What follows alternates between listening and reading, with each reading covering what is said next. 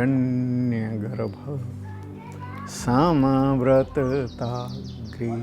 भूपतिरेकयासि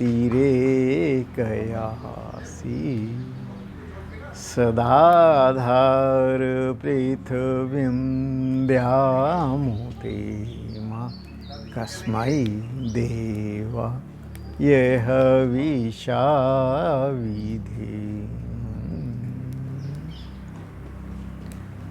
देखिए, परम पिता परमात्मा ने वेद के माध्यम से कितना उत्तम ज्ञान दिया है कि हमारे अंदर एक शक्ति है जो हमारे हर जीव के अंदर समाई हुई थी, हिरण्यगर्भ संवृत्ताग्रे। वही एनर्जी हमारे सारे शरीर का पालन करती है, एक एक को सेल को चलाने वाली है। आयुर्वेद में इस एनर्जी को, इस शक्ति को 3 भागों में विभाजित किया है, वात पित्त कफ।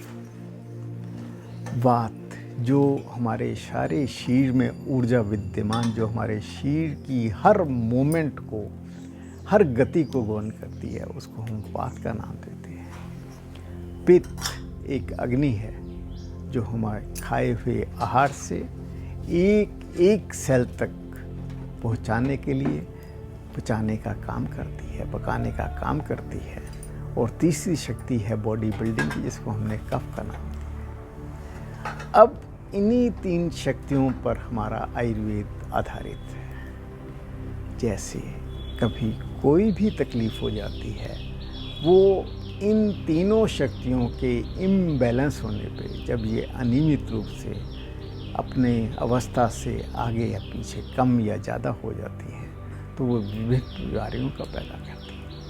जैसे हमारे पास एक तकलीफ़ आती है हर्पीस।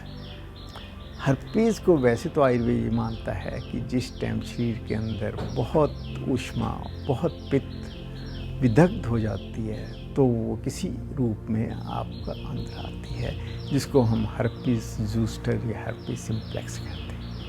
हर्पीस में सबसे बड़ी समस्या क्या होती है कि इसमें जलन और दर्द दोनों बहुत होते हैं। हर्पीस के एसाइक्लोवीर देने से हर्पीस तो ठीक हो जाती है, पर कई बार ये जलन और दर्द सारी उम्र के लिए तंग करना शुरू करते हैं। तो आयुर्वेद ने इसका बहुत उत्तम उपाय बताया है कि हमारे अंदर ये बड़ी हुई अग्नि पित्त या विदग्ध पित्त, वही इसको पैदा कर रही है, वही जलन पैदा करती है और वही अंदर दर्द पैदा करता है। तो इसके लिए हमें पित्त शामक चिकित्सा करनी पड़ती है।